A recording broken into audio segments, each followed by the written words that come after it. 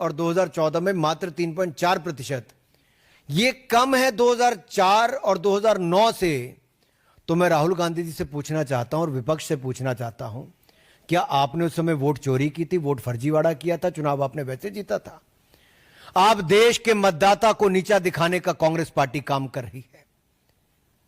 अपमान कर रहे हो आप देश के मतदाताओं का। और अगर आपको इस स्लाइड से अगला देखिए, उन्होंने दूसरा आरोप लगाया था कि 5 बजे के बाद कहते बहुत वोट बढ़ गए, जो 5 बजे से पहले कम पड़े थे। यह स्लाइड आपके सामने है। 5 बजे से पहले 58 लाख वोट 1 घंटे में पड़े, प्रति घंटा 58 लाख वोट पड़े, और 5 बजे के बाद 32.5 लाख वोट प्रति घंटा पड़े। तो स्पष्ट है कि राहुल गांधी जी के आंकड़े भी झूठे हैं और वो भी झूठे हैं। झूठ बोलो और भाग जाओ, आरोप लगाओ भाग जाओ, सबूत मत दो, केवल आरोप लगाओ, भ्रम फैलाओ। और कांग्रेस पार्टी ने जो फॉर्म 17C है, उनके सभी एजेंट ने साइन किया, कोई डिस्प्यूट नहीं हुआ। अगर उनके पोलिंग एजेंट कोई आरोप नहीं लगाते तो आप क्यों कैसे कह सकते हो? कोई इलेक्शन पिटीशन आज तक फाइल नहीं की कांग्रेस के किसी नेता ने, तो आज इस तरह के झूठे आरोप क्यों लगते हैं?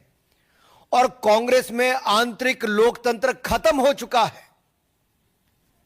के.एन. रजन्ना ने, कांग्रेस के वरिष्ठ नेता, जब अपनी पार्टी पर सवाल खड़ा किया कि भाई हमारी सरकार थी 2024 में कर्नाटक में कांग्रेस की, जब ये वोटर लिस्ट बनी तब आप आंखें मूंद करके बैठे थे, हाथ पे हाथ धर के बैठे थे, तब क्यों नहीं बोले? तब तो मुंह में दही जम गया था, होंठ सिल गए थे। जब उन्होंने बात कही तो उनको नोटिस नहीं दिया। फिर एक बार दलित नेता के ऊपर गाज गिरी। कांग्रेस ने उनको नोटिस तो छोड़ी, उनको बर्खास्त करने का सीधा आदेश राहुल गांधी जी ने दिया। कांग्रेस में आंतरिक लोकतंत्र खत्म हो चुका है। और देखिए इसमें भी आंकड़े, आप दाहिनी तरफ देखिए, धुले सीट पे मैं बता रहा हूं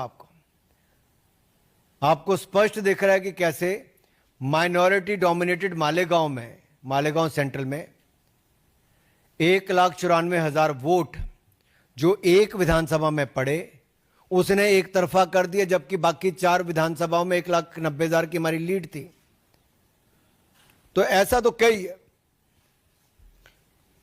और ये सब तब हो रहा है जब राहुल गांधी जी को और विपक्षी दलों को अपने घुसपैठिए वोट बैंक पर नजर है, उनको बचाना चाहते हैं। ये तुष्टीकरण की राजनीति, ये बार बार कांग्रेस की और विपक्षी दलों की तुष्टीकरण की राजनीति आती है। ये एक वर्ग को देखकर अपना वोट बैंक साधते हैं और उसके लिए किसी भी हद तक भय भ्रम फैलाने का काम करते हैं, झूठे आरोप लगाने का काम करते हैं, और एक घुसपैठ करने वाले को संरक्षण देने का लगातार काम पीढ़ी दर पीढ़ी और दशक दर दशक ये कांग्रेस ने करने का काम किया है। और जब SIR लाए कि ये जो फर्जी वोट अगर बनते हैं तो उसकी सफाई हो, सच्चे भारतीयों को, पक्के नागरिकों को वोट का अधिकार उनका ना छिने, लेकिन जो घुसपैठिए हैं, जो फर्जी वोट बना है, उनके वोट को खत्म किया जाए, तो उसका विरोध कांग्रेस पार्टी करती है।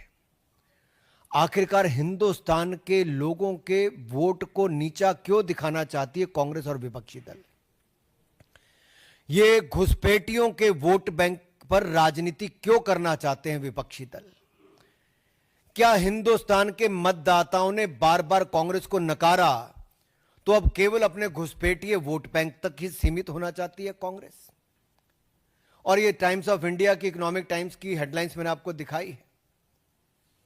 अगर आप अगले में देखेंगे, मैं तो आपको 5 पैटर्न बता रहा हूं कैसे घुसपैठिए वोट बैंक पर, जो डुप्लीकेट वोट हैं, फेक एड्रेस हैं, फेक रिलेटिव हैं, मैनिपुलेटेड एज कहें या गलत एज छप गया, और मास वोटर एडिशन जो है, मैं उस पर आपको एक उदाहरण देता हूं।